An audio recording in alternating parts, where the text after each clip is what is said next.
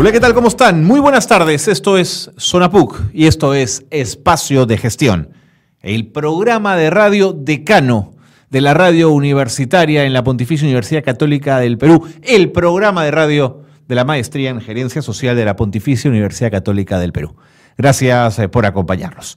Dos temas les planteamos el día de hoy. Primero vamos a hablar de una investigación que tiene que ver con una ONG que trabaja asistiendo en salud a personas trans, a transexuales y transgénero. Vamos a hablar con ellos, vamos a hablar con Betina del Carmen Valdés Carrasco, que llevó adelante esta investigación junto con otra compañera de la maestría en gerencia social. Hoy los dos programas son de alumnos que presentaron sendas investigaciones para obtener el grado de magíster en la maestría de gerencia social y lo hicieron en gran nivel. Y luego hablaremos con Jorge Abanto e Amy Montenegro. Ellos están detrás de un proyecto imprescindible para el país, para las zonas altas, a más de 3.500 metros. Es el proyecto Coñichuyahuasi. Casas calientes y limpias. Casas que ofrecen salud y calidad de vida a las familias de los distritos más pobres de nuestro país. Ellos han hecho su investigación en función a Langui, en el Cusco, y ha dado resultados que son replicables y que son extraordinarios. De eso vamos a hablar el día de hoy en Espacio de Gestión. Mi nombre es Carlos Cornejo. Bienvenidos.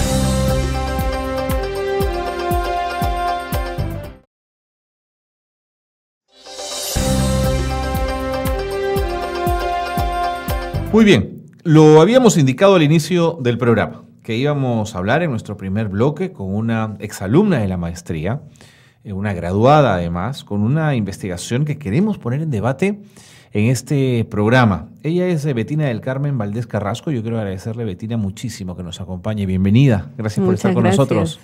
Muchas gracias por la invitación. Es un honor estar con ustedes intercambiando opiniones sobre este tema que lo trabajé en el 2012 y bueno, retomándolo y manteniéndolo siempre, ¿no? Cuéntanos primero de la investigación. ¿Cómo se llama y a qué objetivos apuntaba? Vaya.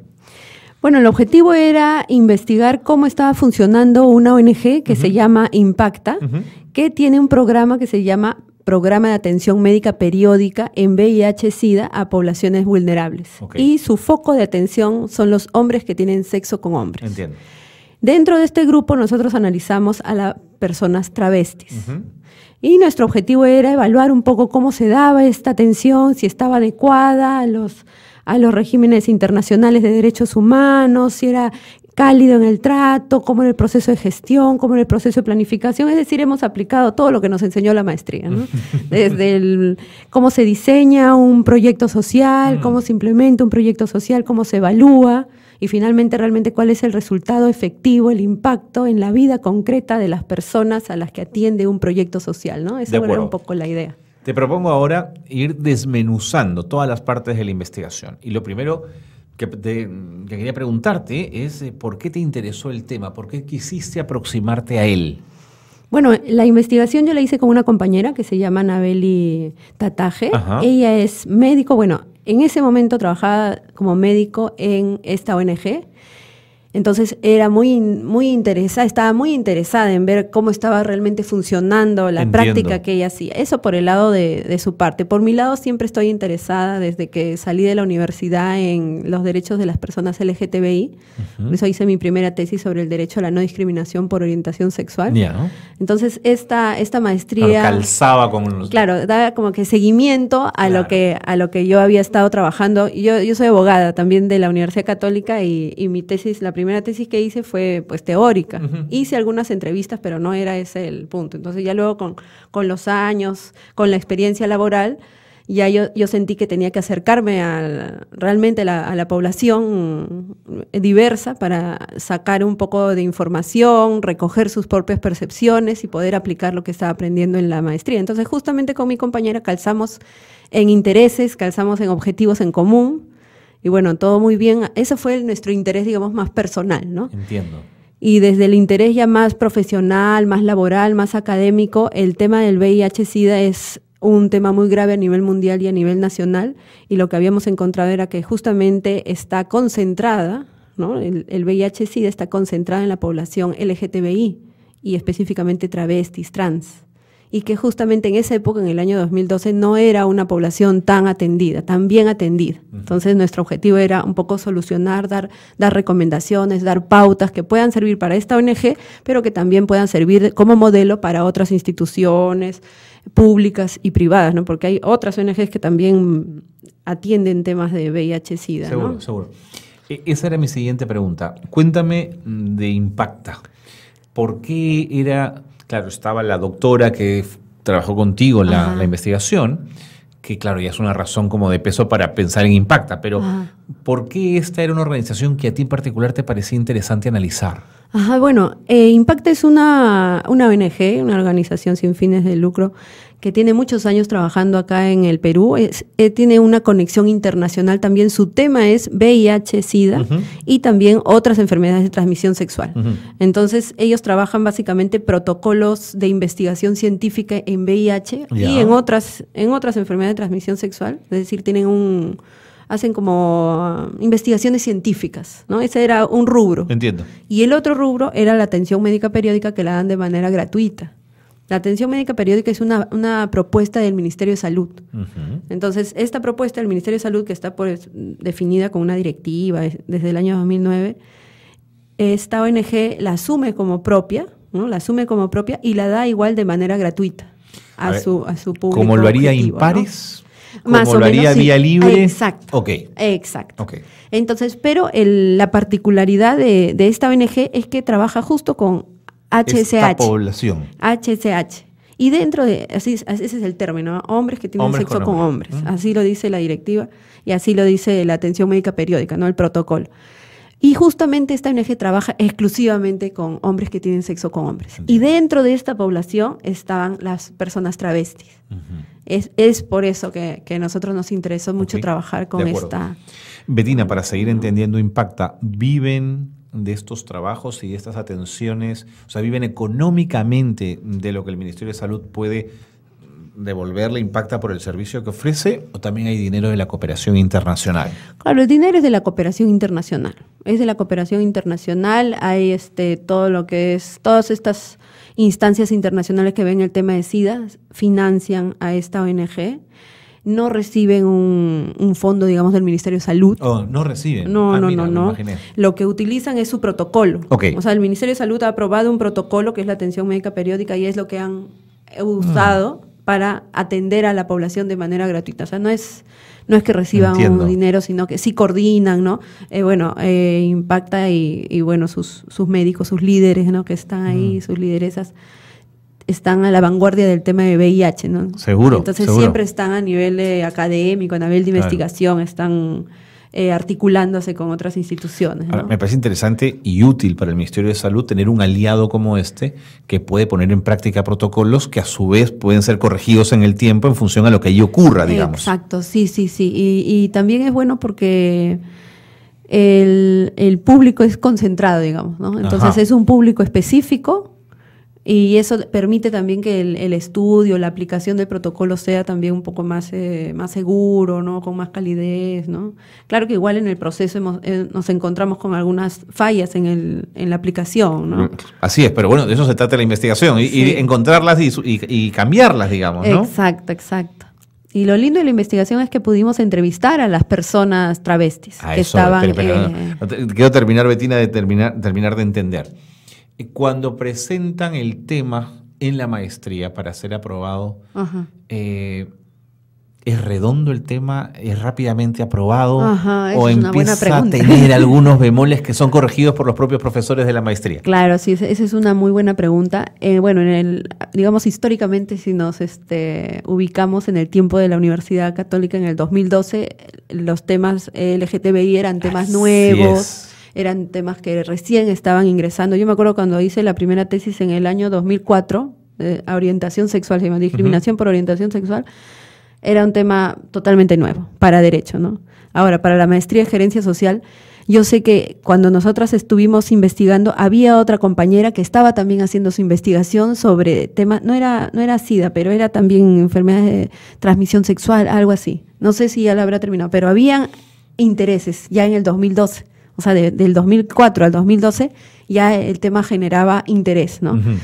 Claro, nosotros presentamos la investigación, tuvimos algunos comentarios, ¿no? En el sentido de que era un tema nuevo, era un tema de repente que iba a generar ciertas resistencias, ciertos conflictos, que no iba a ser bien comprendido, ¿no? Y había que, como tú dices, esa palabra, redondearla bien, ¿no? Uh-huh. Entonces, por eso que la tesis, el título, si tú ves el título de la tesis, es el del para atender a la población más vulnerable. Okay. A la población más vulnerable de adquirir VIH. Ese sesgo es bien importante. Claro, porque en un inicio nuestro título era para atender a la población, a las personas travestis, directamente. Pero hubo ahí una discusión, un debate positivo, positivo, abierto, ¿no? Alturado. Entonces, tuvimos que, era un momento histórico, ¿no? En ese 2012, ¿no? Era un momento en la universidad en donde se estaban debatiendo también algunos asuntos.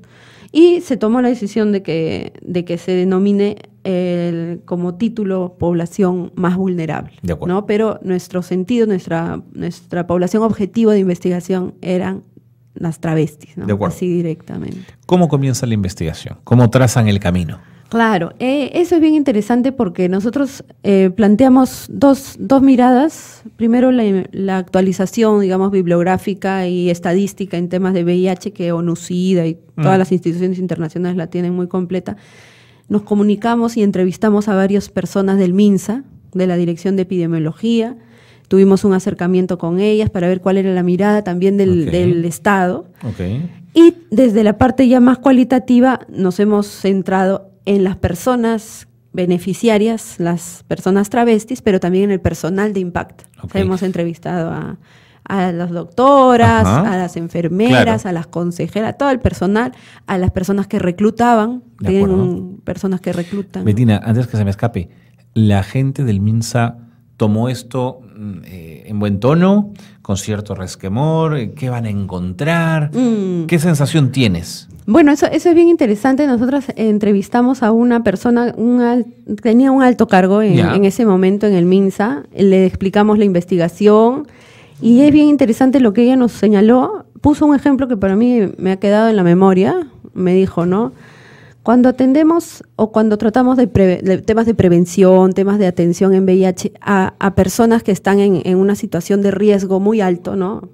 Por ejemplo, travestis, personas trans. Y me puso este ejemplo. Es como que tú sacas de un mar contaminado a un pescadito y lo pones en una pecera de agua pura. Y esa pecera de agua pura es nuestra atención médica periódica, todo el tratamiento que le dan en el MINSA. Pero luego sacas al pescadito y lo vuelves a poner en el mar de agua contaminada. Y ella se cuestionaba y decía, claro, en el sentido que no se puede hacer mucho, porque el contexto en el que viven otra vez las vuelve a una situación de riesgo, ¿no? Es una mirada, digamos, lúcida, pero muy pesimista también, sí, ¿no?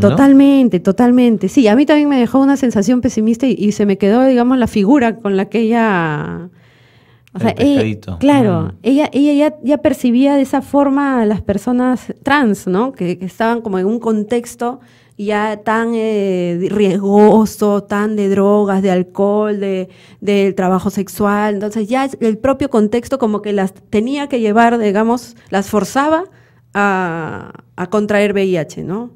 O a tener relaciones sexuales sin protección, ¿no? Pero era, claro, es muy, muy, muy pesimista, muy determinado, ¿no? Muy determinante en sus vidas. Seguro. Entonces, y yo como sentí si la vida no fuera dinámica, ¿no? Como si las posibilidades no se presentaran también para salir de contextos. Eso, ¿no? O como si, y era un poco contrario a lo que, yo entrevisté a varias también lideresas trans, que me decían todo lo contrario. O sea, me decían que ellas sí querían, que se habían organizado, que estaban coordinando, que se estaban articulando, que claro que era difícil, pero que ellas tenían mucha esperanza, ¿no? Entonces eran como que dos discursos contradictorios, ¿no? Claro. Uno, por un lado, como una pesadumbre, ¿no? Bien fuerte del lado del Estado, pero por el lado de las lideresas trans, como que una exigencia, ¿no? Una esperanza, ¿no? Una agencia. Entonces ellas lo miraban de otra forma. Interesante. ¿No? Entonces... Eso te preguntaba respecto a cómo había reaccionado al inicio de la investigación el MINSA, el Estado. ¿Y cómo reaccionaron los pacientes? Bueno, positivamente les gustó mucho ese acercamiento que tuvimos para preguntarles cómo recibían el servicio, cómo se sentían, cómo les gustaría ser tratadas en un futuro. Les gustó bastante porque justo era ese un punto el que carecía. Ese era el que estaba faltando, algo más participativo, ¿no? Un diseño o una implementación del programa, pero de manera más participativa, o sea, llegar realmente a conocer qué piensan, cómo sienten, cómo viven. Ese era el punto que faltaba, ¿no? Entiendo. Entonces, ahí, bueno, recogimos muchas recomendaciones de ellas, muy positivas, desde, por ejemplo, hay algo que me quedó muy en la memoria, que es el tema de los baños. Ya. Entonces, ellas dijeron de que había en el local de Impacta había solo un baño mixto, pero ellas no querían entrar al baño mixto, ellas querían entrar a un baño de mujeres. Entonces ellas decían de que como si el servicio es focalizado a una determinada población, no construyen un baño para mujeres, y eso las incomodaba. Entonces, como esa sutileza que no lo habían notado nadie del personal, digamos, de Impacta, ¿no? En las entrevistas, ¿no? Entonces, eso también para ellas era muy importante, ¿no? Bettina, me piden una pausa. Sí. Es una pausa corta, pero quiero dejar planteada la siguiente pregunta, que es, ¿cómo se aproximan dos investigadoras, y una de ellas además que no es de la organización que está siendo investigada, a conversar con personas travestis, con transexuales? ¿Cómo es la aproximación? Para que sea una aproximación respetuosa, pero al mismo tiempo en la distancia de la no amistad, sino la investigación. Quiero que eso me lo cuentes con detalle, por favor, Bettina, porque es un caso interesante. Gracias nuevamente por estar con nosotros. Pausa breve y seguimos en Espacio de Gestión, el programa de radio de la Maestría en Gerencia Social de la Pontificia Universidad Católica del Perú. Regresamos.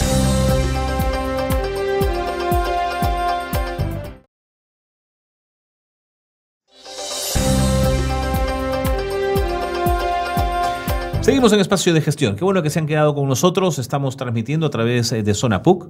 Estamos hablando con Bettina del Carmen Valdés Carrasco. Ella es magíster, graduada en la Maestría de Gerencia Social.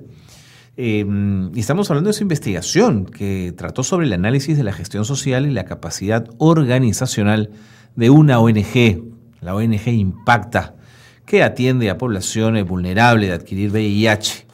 Y que además cuenta para el desarrollo de esa atención con ser parte del programa de atención médica periódica. Nos habíamos quedado, Bettina, en la aproximación a una población, que yo voy a usar la palabra singular, digamos, por lo lejana que pueden estar muchas personas trans de la vida cotidiana de uno, pero quizás no es la palabra correcta. La dejo ahí, digamos, a ver si encontramos juntos una palabra mejor. ¿Cómo fue esa aproximación? Bueno, con mucho respeto ante la diversidad que una misma tiene o que cualquier persona pueda tener. Ya desde el lado de mi compañera Anabeli Tataje, ya tenía muchos años trabajando con personas trans. Y en el caso mío yo ya tenía, digamos, un acercamiento a todas las personas LGTBI. Entonces nos fue fácil conversar con ellas, relacionarnos de manera con confianza, ¿no? Con respeto, contarnos nuestras cosas, ¿no? Porque esa era un poco la idea, ¿no? Abrir un espacio de profundidad. ¿Dónde se hacían las entrevistas? En donde ellas quisieran, ¿no? Ellas, por ejemplo, me decían, bueno, a ver, recógeme después del trabajo y caminamos por acá o vamos a un café. Pero no en la ONG. No, con ellas no. No, con ellas no necesariamente en la ONG. Ese contexto, ¿no? Sí. Eso fue, digamos, una de las características que tuvimos que también dificultaba el proceso de investigación, ¿no? Porque había que trasladarse de un lado a otro a la hora que ellas quieran, en el lugar donde ellas quieran, pero que eso les facilitaba, ¿no? Les facilitaba agarrar confianza, ¿no? Que era lo que a nosotros nos gustaba, ¿no? De lo que ellas mencionaron, ¿hay algo que, digamos, te dolió, te impactó, te hizo sentir que hay que atender a esta población, que no pueden estar a la deriva así solos, que necesitan la ayuda del Estado y de la sociedad civil en general? ¿Qué cosa sería?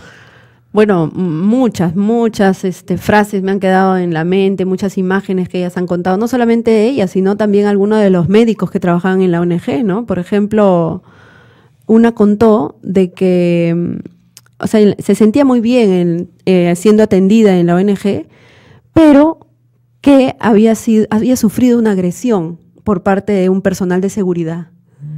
O sea, en el sentido de palabras, ¿no? En el sentido de cierto acoso sexual. Entonces, mire, ¿cómo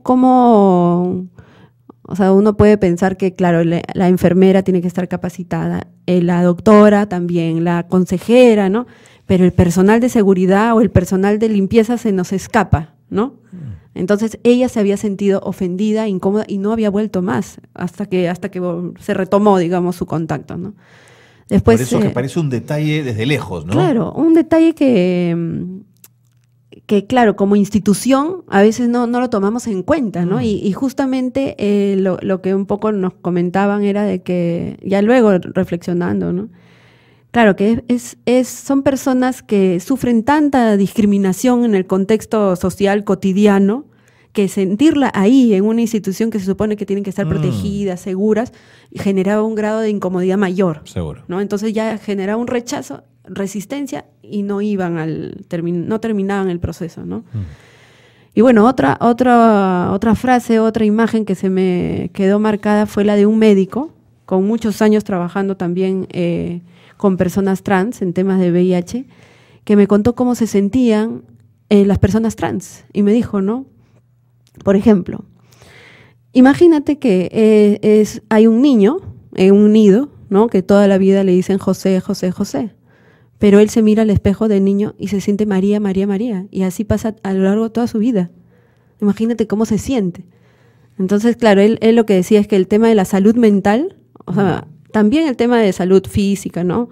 Pero para él el tema de salud mental era muy importante y poco atendido, siendo las personas trans tan, digamos, tan dolidas durante toda su vida, desde la infancia, ¿no? Entonces, eso me quedó marcado y después entrevisté también a otra compañera trans que me contó, me dijo, ¿no? Una frase, tú cuando sales a la calle, no, seguro que no piensas en nada y solo sales. Yo cuando salgo a la calle tengo que pensar que de repente me paro en una esquina y va a parar serenazgo. De repente me voy a la otra esquina y va a parar un carro. De repente quiero tomar un micro y no me van a dejar entrar. Entonces ahí, por ejemplo, comentaban de que para ellas era muy difícil ir al horario de atención en el día, porque ellas primero que se dedicaban al trabajo sexual, entonces trabajaban de noche, pero de día significaba desplazarse desde el lugar donde vivían, que era lejos, porque la ONG también quedaba en un distrito, digamos, sector medio. Entonces para ellas era lejos y difícil enfrentarse durante el día a toda la discriminación que significaba salir de sus casas, tomar un micro o tomar un taxi y trasladarse al lugar.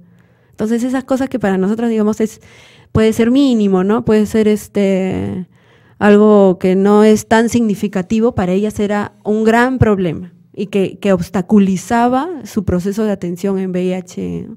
Entonces, como esos pequeños detalles que a cualquier otra persona se le puedan escapar y que solamente podemos comprenderlas, digamos, conversando con respeto, conversando en confianza, en profundidad, ¿no? Solamente de esa forma podemos realmente saber cuáles son sus necesidades diferenciadas y diseñar un programa adecuado a esas personas, ¿no? Me quedo pensando, Bettina, cuando has dicho la mayoría de estas personas se dedica a la prostitución. La pregunta es, ¿el estereotipo nos lleva a hacer un link entre transexual, travesti y prostitución? Pero a veces pienso que puede ser un link un poco forzado en la medida en que no se les brindan oportunidades a esas personas para acometer otros emprendimientos. Exacto. ¿Estoy equivocado o eso ocurre? No, es cierto, es cierto. Lo que nos contaban era de que, y bueno, lo que sabemos a través de los mismos documentos que ahora las chicas trans han escrito, ¿no? Ellas mismas han contado sus historias a través de diferentes investigaciones. Es que, claro, como la identidad de género trans es un choque muy fuerte con todos estos estereotipos tradicionales que tenemos. El primer espacio de discriminación es la familia. Entonces, a muy temprana edad son expulsadas de sus casas. Al ser expulsadas de sus casas, ellas se refugian con otros grupos, usualmente pares, otras chicas trans, se dedican a una situación ya en ocasiones de trabajo sexual, pero lo que yo he escuchado es que es en la mayoría en ocasiones de trabajo sexual, y no hay oportunidades laborales, salvo peluquería o cosas más tradicionales en las que algunas, digamos, intervienen, ¿no? Que digamos que es lo más, o sea, peluquería y trabajo sexual es las dos ámbitos laborales, digamos, a los que se dedican, ¿no? Pero también he entrevistado a otras chicas trans líderes de organizaciones que llegaron a terminar sus estudios no como chicas trans, ¿eh? No han podido ejercer sus estudios. Había también, me acuerdo, en Impacta había una chica trans que trabajaba en un área de Impacta, creo que era el área de sistemas, y yo la entrevisté, me acuerdo. Era la única chica trans que trabajaba ahí. Entonces, claro, las oportunidades laborales son muy pocas, pero debido a la discriminación que existe, ¿no? Debido a la discriminación que existe. Así de claro, eso no cabe duda. No cabe duda. No es que ellas elijan esa situación, sino es que el propio contexto, o sea, la situación de discriminación las va empujando y las va arrinconando a ciertos espacios de mayor riesgo, espacios de mayor vulneración, espacios de pocas oportunidades laborales, pocos recursos económicos también, porque eso tiene que ver directamente, ¿no? Entonces, y ahora otra cosa que nos contaban también, que es digamos, un punto interesante, es que dentro de las subpoblaciones también hay discriminación entre ellas, ¿no? Entonces, una persona gay puede discriminar a una persona trans, ¿no? Entonces, entre ellas también, y eso era un punto que nos comentó una paciente de Impacta, que dice que ella había estado, como en el mismo horario se atendían diferentes poblaciones, ¿no? Trans, pero también gays, claro. Habían recibido discriminación de un grupo gay en la misma sala de espera de Impacta. Y eso la había chocado, se había incomodado y también había desistido del proceso y luego volvió, ¿no? De acuerdo. En esa misma lógica, mi pregunta, si el mundo de estas personas trans se ubica por razones de discriminación en el mundo de la prostitución, ¿cuál es el cuidado que tienen respecto, en términos generales, ¿no?, respecto a las enfermedades de transmisión sexual? ¿Son conscientes del riesgo? ¿Es que los clientes piden condiciones que las ponen en riesgo? Cuéntame esa otra mirada, Bettina. Sí. Bueno, el riesgo, ellos lo saben, ahora el riesgo se combina con drogas, se combina con alcohol, ¿no? Entonces, y se combina con una necesidad económica también, ¿no? Porque lo que nos comentaban unas personas que nos han entrevistado, que a veces los clientes exigen que no se use condón. Entonces, como un plus de dinero les dan, o sea, les dan un extra por no usar el condón. Entonces, claro, ahí se junta pues el hecho de que puedan ellas estar con alcohol o con drogas, necesiten el dinero, entonces todo se va combinando, ¿no? Y el riesgo se hace mayor. Pero sí, o sea, lo saben, ¿no? Lo saben. Hay plena conciencia. Sí, lo saben, pero también el contexto, el lugar en el que viven, los pares, ¿no? Las personas con las que se conviven, se complica un poco, pero también la ineficiencia del Estado, ¿no? Para ellas lo más importante es el derecho a la identidad. Okay. Entonces, si ellas mismas rechazan su DNI, o sea, lo destruyen o lo guardan o lo ponen debajo del cajón, ¿no? O sea, no quieren ver ese DNI. Ellas asumen un nombre femenino. Pero claro, con ese nombre femenino social no pueden ir a atenderse a un servicio. Seguro. ¿No? Entonces no pueden ir a cobrar al banco, no pueden ir al centro de salud, ¿no? Entonces también hay un condicionamiento ahí, ¿no? El sistema estatal tampoco les da oportunidades para que ellas puedan, digamos, prevenir o atenderse si tienen alguna enfermedad de transmisión sexual, ¿no? De acuerdo. Bettina, ¿tienen rostro de pobreza, de clase media? ¿Dónde las ubico? Rostro de pobreza, sí. Rostro de pobreza, rostro de zonas urbanos marginales, zonas, digamos, de peligro, ¿no? Y zonas de alto riesgo. Alto riesgo no solamente en alcohol, en drogas, sino en delincuencia, ¿no? Ese es el espacio. Pero también hay otro espacio, o sea, ese es el espacio que existe en el mayor riesgo de VIH. Pero también hay otros grupos que están las líderes, que están asociadas, que quieren salir, que se dedican a otras actividades. O sea, es tan, digamos, cambiando esa situación, ¿no? Pero la mayoría que está, digamos, en este marco del VIH están en estas zonas de riesgo y alta vulnerabilidad, ¿no? ¿La ruptura familiar es una constante? Es una constante, es una constante.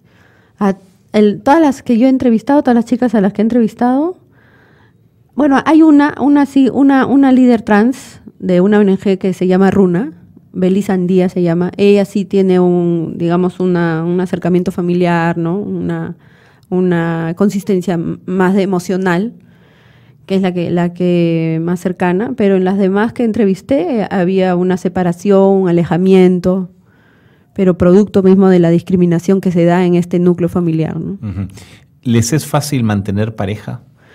Bueno, no es eso, no he preguntado ese detalle, pero tampoco me han comentado si tenían pareja. Era abrirse un poco la investigación. No era esa el punto, más bien me han contado otras necesidades, digamos, más económicas, ¿no? Más de estudios, más de laborales, ¿no? Otras búsquedas. De acuerdo. Bettina, me queda 1 minuto y medio. Las conclusiones más importantes de la investigación, ¿cuáles fueron? Bueno, primero que el diseño del programa de atención médica periódica, como fue asumido por el mismo modelo de MINSA, no fue participativo, no tuvo un diseño participativo, no se logró conocer primero a la población a la que se iba a atender, que eran las trans, las travestis. ¿Qué se dice? Yo era un gabinete en un 8º piso y nunca aterrizaron al llano, nunca hablaron con la gente. Se habló, pero en la práctica. O sea, cuando aplicaron en la práctica el modelo, se fueron dando cuenta de que había que modificar ciertos puntos. Y lo hicieron, modificaron ciertos puntos, como por ejemplo, llamarlas por el nombre femenino, como ellas querían, y poner en la ficha de atención el nombre femenino. O sea, lograron, digamos, solucionar en la práctica algunos puntos, pero obviamente el tema participativo, que es lo que la gerencia social como por supuesto, como base teórica propone, claro. Eso, ¿no? Que sea un proyecto participativo, que busque un valor público, que busque el bienestar de la población. Se logró en ciertos sentidos, pero por motivos de la práctica, más que por un proceso de diseño, por un proceso de planificación adecuado, tomando en cuenta la población objetiva a la que se acercaba, ¿no? Me parece muy interesante. Bettina, hagamos algo. Paremos la conversación aquí porque nos tenemos que ir ya a la pausa y a continuar con el programa con otros temas, pero vente cuando quieras a conversar de esta problemática. Es sin duda un mundo complejo, pero hay que mirarlo y hay que estar ahí. No se trata de tirar las cosas debajo de la alfombra. Hay que enfrentar estos problemas. Y quiero agradecerte muchísimo que nos hayas acompañado en Espacio de Gestión. Listo, muchísimas gracias. Hemos conversado con Bettina del Carmen Valdés Carrasco, magíster, y quien nos ha contado en torno a su investigación, la que hizo con una compañera, con una doctora de la maestría, y que ha dado los resultados que ustedes han escuchado, la necesidad de pensar en lo participativo cuando se tienen que gerenciar proyectos sociales o políticas públicas. Vámonos a la pausa y seguimos con más, aquí, en su casa, en Zona PUC. Regresamos.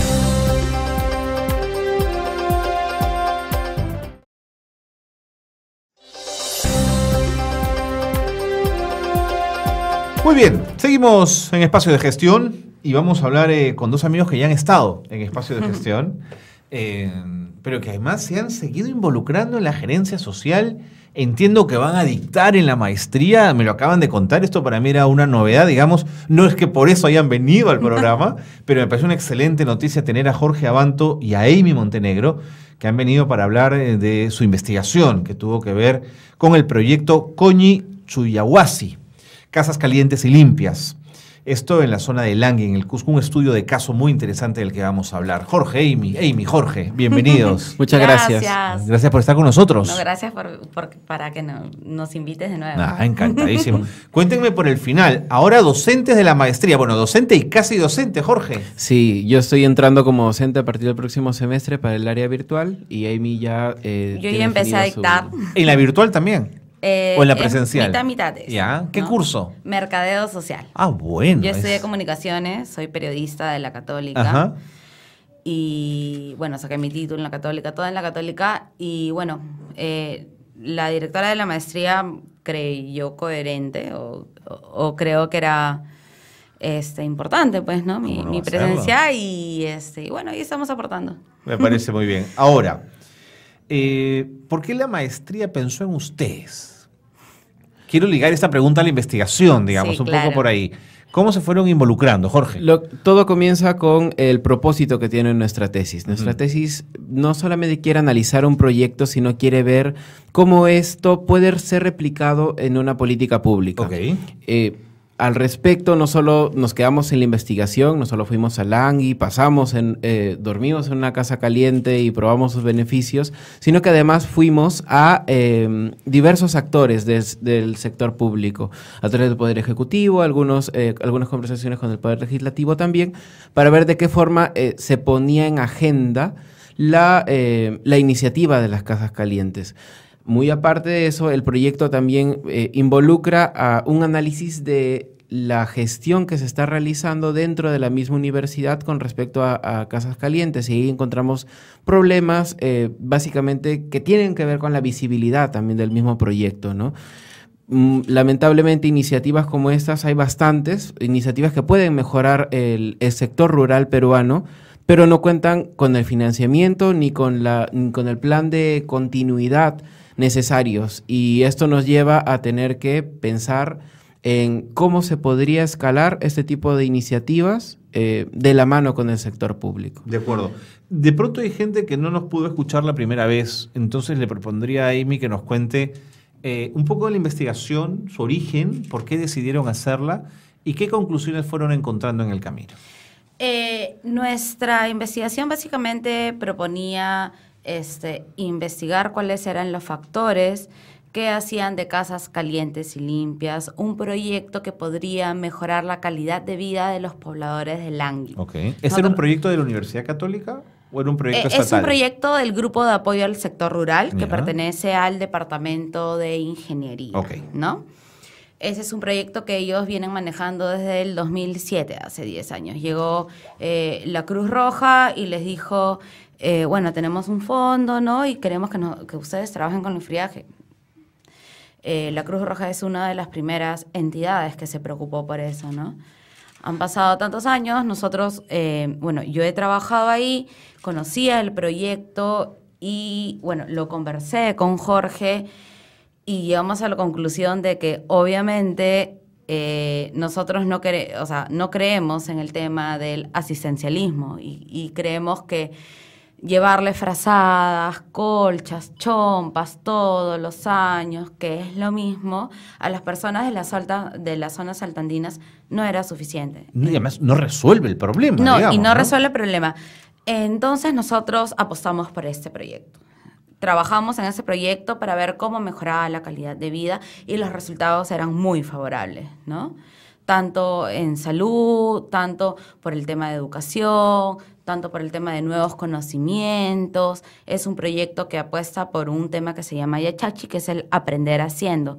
Yo le enseño a un comunero cómo hacer una casa caliente y ellos lo tienen que replicar. Entonces, eso nos llamó mucho la atención. Entiendo. Y creímos en eso. Ahora, esos componentes sociales que lleva el proyecto van muy de la mano con el fortalecimiento de las capacidades desde el mismo sector rural. Y aquí viene un primer desafío, ¿no? El desafío de la interdisciplinaridad de los proyectos. Konichiwa-washi se ha caracterizado porque ha tenido diferentes fases.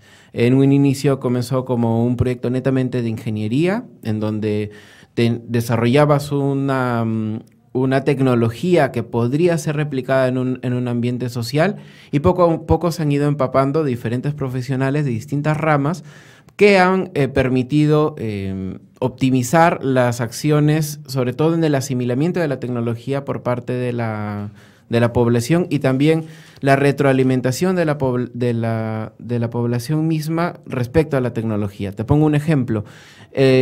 La casa caliente está compuesta por 3 tecnologías. Un murotrombe, que es una pared inclinada que genera calor, un techo sellado y una cocina con una chimenea. Este techo sellado no existía antes. Okay. Cuando fueron e instalaron las casas calientes en una de las comunidades, un beneficiario vio de que la casa no calentaba tanto como dijeron que iba a calentar. y les dijo a los ingenieros, bueno, ¿por qué no sellamos el techo entonces? Eso es lo que normalmente se haría para conservar el calor aquí. ¿Dónde faltaba el sellado? ¿En las juntas? ¿En qué zonas? Lo que pasa es que había, todo el techo era directamente hacia las dos aguas. Dos aguas, por supuesto. No existía una separación entre las dos aguas y la habitación. Entraba el agua. Entonces, ¿qué fue lo que se generó? Más que el agua entraba el frío. ¿Cuál fue la solución? Pusieron un costalillo con cola, de manera que se genera una capa lo suficientemente dura como para que resista y lo suficientemente aislada como para que se genere un confort térmico. Y costalillo y cola hay en la zona, entonces exacto. es un claro, material... Lo importante una cosa de lo que más rescatamos del proyecto es que utilizan productos y accesorios o cosas que se pueden conseguir en la zona. Entonces, para tú sellar el techo, usas el costal, usas yeso y usas cola. Con eso sellas. Entonces, si tú pusieras solamente costal, el calor saldría por los huequitos. Entiendo. Entonces, ellos mismos nos dijeron, ya, ¿qué cosas hacemos? Ya, lo sellamos con yeso y con cola.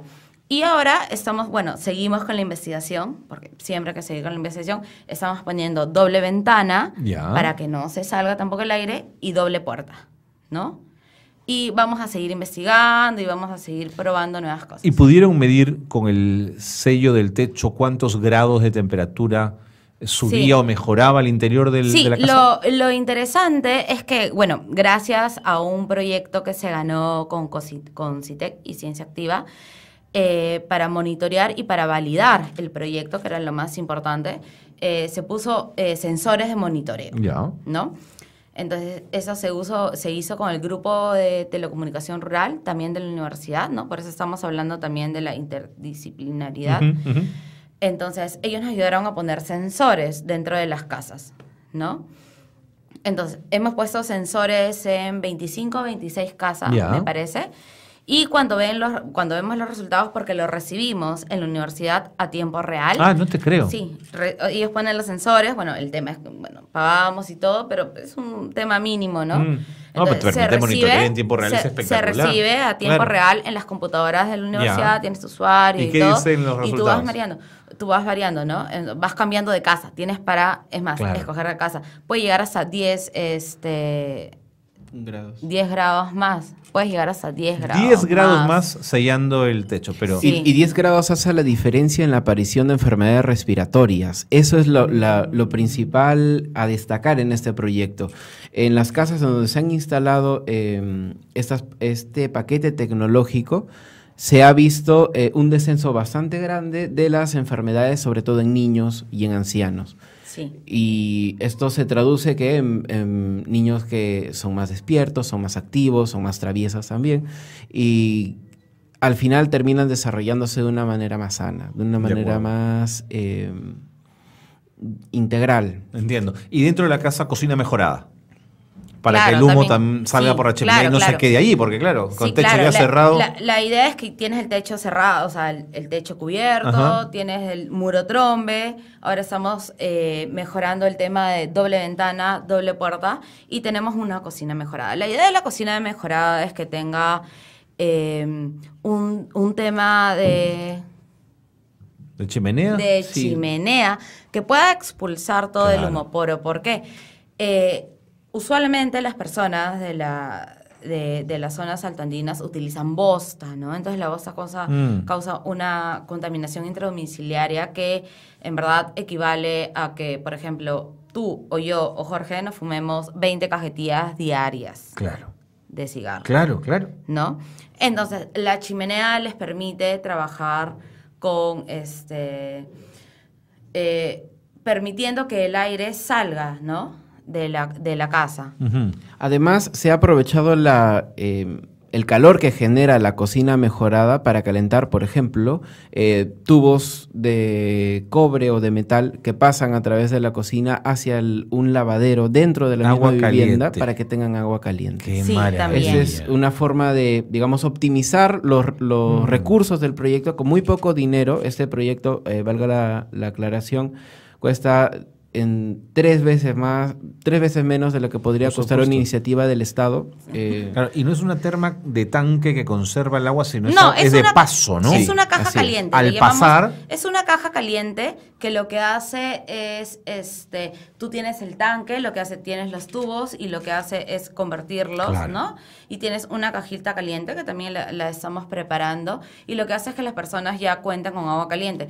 No solamente porque, ay, tengo agua caliente, ¿no? Sino porque los ayuda a limpiar sus alimentos, a cuidarlos. Ok.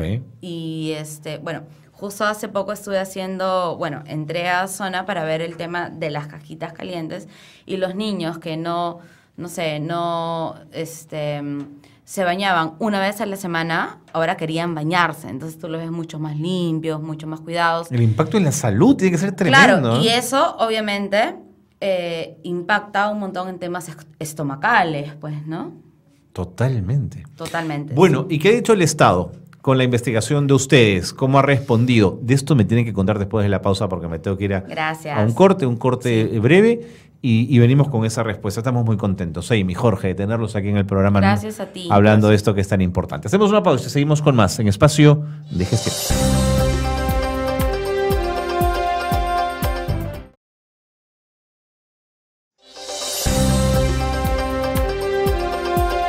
Seguimos en Espacio de Gestión y qué bueno que se han quedado con nosotros enganchados porque escuchar a Jorge Abanto y a Amy Montenegro, primero hablar con la pasión con la que hablan de su proyecto, es como para quedarse un rato pegados. Pero cuando uno comienza a pensar en el impacto que ha generado un proyecto como este en la vida de la gente, te das cuenta que no es una cosa menor o una cosa pequeña. Y yo les había planteado, antes de irnos a la pausa, si había habido respuesta del Estado a este proyecto y cuál había sido esa respuesta. Amy. Sí. Pégate el micro para poder escucharte, por Sí, favor. te cuento, sorry. Te cuento. Mira, nosotros hemos recibido, hemos tenido reuniones con el Ministerio de Vivienda, con el Ministerio de Educación, con el Ministerio de Desarrollo e Inclusión Social. ¿Al más alto nivel, Amy?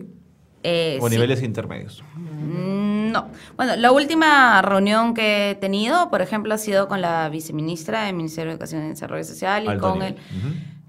y con el vicerrector de la universidad. Entonces, ella nos contó y nos dijo de las ganas que tenía de apropiarse del proyecto y de poder que siga, ¿no? Replicarlo, Que siga, replicarse, vaya. replicarse sobre todo. Entonces, bueno, gracias a esta reunión y todo, y a través de Foncodes, la universidad, nosotros somos un equipo de 4 personas básicamente que estamos a cargo del proyecto Casas Calientes y Limpias, que son personas del Grupo Apoyo al Sector Rural que tienen mucha experiencia. Nos fuimos a Cusco para darles una capacitación, ¿no? a toda la gente de Foncodes. De Cusco, Puno y Huancavelica, Ya. ¿no? ¿Y qué pasó ahí? Nosotros les dimos una capacitación. La idea básicamente en realidad era hacerles una transferencia de tecnología, pero bueno, siempre hay que entender a veces a la gente del Estado que por presupuesto, por tiempos, ¿no? Entonces lo que hicimos fue darles una capacitación en lugar de una transferencia, ¿no? De tecnología completa. Entonces les dimos la capacitación y ellos ahorita mismo están trabajando para implementar un poquito más de 1,000 casas hasta final de mayo. Lo último que hablé con la viceministra fue de que tienen la idea de implementar las casas calientes, 10,000 casas por año, ¿no? Hasta cubrir la demanda, porque la demanda en realidad es 400,000 casas, o bueno, 400,000 familias, ¿no? A más de 3.500 metros sobre el nivel del mar. O sea, pero en tal caso hay un Estado que sí está interesado en hacer suyo Sí. el proyecto y desarrollarlo. Y justo ahora el Ministerio de Educación también fuimos a una charla, Jorge Soria, uno de los integrantes de nuestro equipo, ha ido el lunes, me parece, también a dar una charla para ver si el Ministerio de Educación también se pone las pilas y bueno, ya nos respondieron y quieren hacer un prototipo para alguna de las escuelas. Para ¿no? escuela también, me Para parece, escuela. me parece bien pensado. El grupo, como grupo, o sea, como católica, nosotros ya hemos instalado casas calientes y limpias, ¿no? De acuerdo a postas, en 2 postas más o menos, y en 4 colegios más o menos. Entonces con éxito, con el mismo éxito también. Sabemos que sí funciona. Sí. Ok. Ahora, Jorge, ¿estas casas tienen algún nivel de derecho de autor, de patente? ¿Se han inscrito? ¿Cualquiera las podría hacer? Esta es una tecnología abierta. Ajá. Lo que está buscando la Universidad Católica es que las personas que estén interesadas en adquirir esta tecnología, en aplicar esta tecnología, las hagan. Con libertad y que puedan hacer uso de ella. Sí. Okay. ¿Por qué? Porque al final la universidad está cumpliendo un fin social también. Esta es una tecnología desarrollada, adaptada a las necesidades de las poblaciones altoandinas peruanas y son conscientes de que también son las zonas más pobres del país. Entiendo. Lucrar con esto no va con la filosofía de la universidad. Exacto. Por eso es que se está buscando que esta tecnología se difunda lo más posible. Muchas veces, y si bien esta tecnología es mucho más barata que cualquier otra que haya implementado el Estado hasta el momento, porque incluso el Estado no es que no haya hecho nada por el sector rural. Ellos tienen un programa de mejoramiento de viviendas rurales que en promedio cuesta unos 15,000 soles. ¿Que usa la tecnología que ustedes están planteando? No, ellos tienen su propio enfoque. Pero el enfoque es adaptar la casa que ya existe a un precio 3 veces menor. Bueno, y para comentar una cosita, este proyecto, ¿no?, de casas rurales que hace el Estado, justo nos buscó hace unos meses, porque había un tema con ellos, ¿no?, que era que sus casas no calentaban. Entonces nos buscaron para que les demos recomendaciones de cómo hacer para que sus casas realmente calienten, ¿no? Pero ellos empiezan sus viviendas de cero, ¿no? Nosotros, Casas Calientes y Limpias, adapta, ¿no? Y se adapta a la cultura de las personas y de la comunidad que nosotros vamos. Entonces, aparte de que ellos piden una contrapartida, las casas son de cemento. Entiendo. ¿No? Entonces es un poco complicado. El cemento es más caro, además, ¿no? Además que el cemento en el frío actúa como... como congeladora. Sí. Totalmente, Claro. es imposible. Y una cosita que quería agregar, o sea, si bien, por ejemplo, hay entidades del Estado que han adoptado este proyecto y también hay ONGs que no solamente adoptan la tecnología, sino que están recaudando fondos, ¿no?, a nombre de esa tecnología. El tema es de que ni siquiera nombran, o sea, quiénes son los investigadores, quiénes hicieron el proyecto. Pero es que, claro, hacia allí iba mi pregunta cuando yo hablaba de patentes. Y tú me decías, claro, el servicio a la comunidad marca un poco el norte de este proyecto en la universidad, pero a mí me da... yo no quiero que el ministerio... Obviamente. Tal diga, es mi proyecto. Lo que pasa es mi es invento. de que cuando uno se reúne con, no sé, con uno, con el otro, hay un tema también de buena fe. Exactamente. ¿No? Entonces... Exactamente. Que tú esperas que te digan, claro. no, bueno, esto es un trabajo de la universidad, Exacto. que el Estado... No, pero no lo hacen. Exacto. Amy. Hay un tema de buena fe, de que nosotros ya te Así damos la a ver. capacitación, te damos todo, pero de pronto aparece en los periódicos, en la PCM, Claro, en el, ellos ¿no?, fueron. en el correo, no sé, en la página web del ministerio diciendo... esta iniciativa, que no sé qué, le cambian de nombre y al final le ponen Casas Calientes, agarran nuestras hasta infografías. Aunque a la larga ¿no? mejoremos, lo importante es mejorar la vida de la gente, por supuesto, ¿no? Pero tampoco puede haber mezquindad con quienes están trabajando intensamente en esto. Obviamente, nosotros trabajamos de buena fe, como te contaba, somos un grupo de 4 personas que aparte de nuestros trabajos nos dedicamos a eso. Claro, de acuerdo. ¿no? Además, Nos por lo que representa el hecho de que la academia desarrolle una tecnología al servicio de la sociedad. También la academia está esperando su propia continuidad. Y si es que no hay un reconocimiento mínimo al trabajo que realiza la academia, esta continuidad se hace muy difícil. No, pero además las otras universidades, al ver que una está tan activa en esto, puede decir, yo también quiero, digamos, claro. ¿no? Y multiplicas acción, que es lo importante. Así es. Y lamentablemente, no solo con el tema de las innovaciones en el sector rural, sino con todos los diversos aspectos que se tratan desde la universidad hacia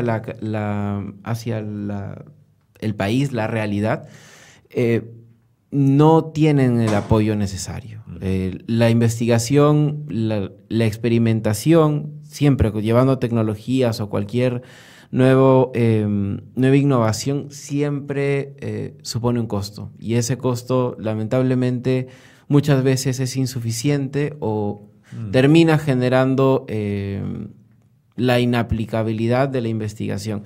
Yo creo que nosotros como investigadores, no personalmente, sino como la academia peruana, tiene mucho que ofrecer a su propio país. Totalmente. Y tenemos que darle más espacio para que puedan tener la oportunidad siquiera de Exacto. proponer lo que... Y mira, en lugar de apoderarse, por ejemplo, de un proyecto y decir, es una iniciativa nuestra, por ejemplo, ese gobierno podría decir, somos el primer gobierno que trabaja de la mano con la academia, con las universidades, para hacer algo, porque nunca nadie lo ha hecho.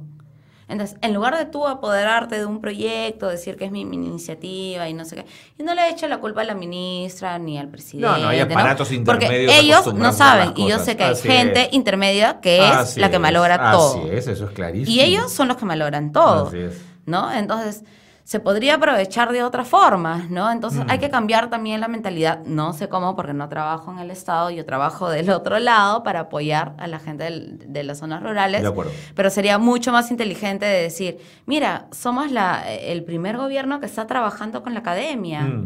Para hacer un cambio, y podríamos hacerlo con San Marcos, podríamos hacerlo con la UTC, podríamos hacerlo con la Pacífico, podríamos hacerlo con un montón de universidades. Totalmente. Me queda muy poquito tiempo. Jorge, lo habías insinuado, pero démosle un poquito de tiempo al tema de las tensiones que se generan en las comunidades donde se recibe en algunas casas el aporte y en otras no lo reciben. ¿Cómo se maneja eso a nivel de la comunidad? Ya quisiéramos que una tecnología o una intervención externa sea tan sencilla de llevar al sector rural. Lamentablemente no es así porque nuestra propia realidad es compleja. Vivimos en un país donde la pobreza extrema aún es bastante elevada, y cuando tú llevas una tecnología a un lugar donde hay muy poco desarrollo en cuanto a condiciones de vivienda, cualquier mejora supone una ruptura de un equilibrio en la comunidad.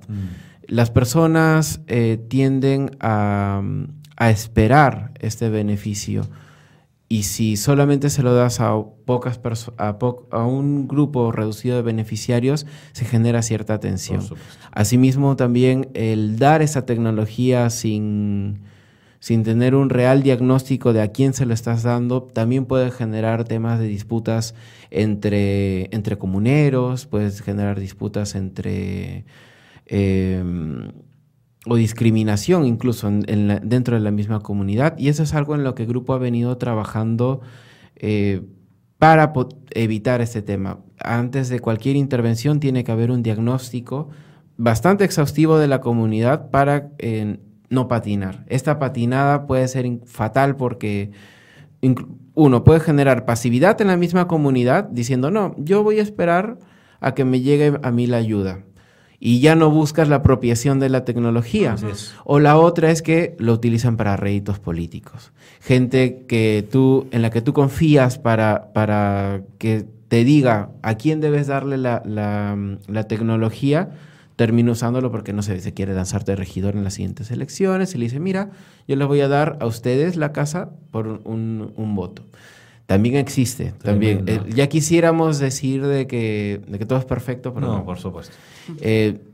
Es un país complejo. Y ese es el desafío de nosotros como investigadores y como gestores sociales también, ¿no? El estar ahí presentes para minimizar este tipo de consecuencias negativas que puede haber al importar una tecnología que finalmente es externa, ¿no? Otra parte también de la adaptabilidad es ver qué nos pueden enseñar ellos a nosotros. Miren, lo del techo lo han resuelto ellos, exacto, digamos, ¿no es cierto? Lo han resuelto Vino ellos. de una recomendación de ellos. Y así como lo del techo, pueden haber mil innovaciones más que pueden trabajarse en conjunto. Claro. Y eso también es un llamado crítico al investigador. Quien vaya a investigar a las zonas rurales tiene que ir con una mirada bastante abierta. Uno no solamente se está yendo a enseñar algo, porque no es así, sino también aprender. Claro es algo que tiene que... Muchas veces la academia peca de esa prepotencia, de decir, yo estoy llevando una tecnología a un sector que no la tiene. Pero realmente yo creo que, y lo demuestran en diferentes niveles, la gente adapta las tecnologías con sus propios saberes. Totalmente. Hay que tener en consideración esos saberes. Jorge Banto, Amy Montenegro, muchas gracias. Gracias a ti. Pero gracias no por haber venido, sino por esta maravilla que han estado trabajando y que los ha llevado ya, digamos, a ser docentes en la maestría. Muchísimas gracias. Y vamos a seguir con la investigación, vamos a seguir con todo.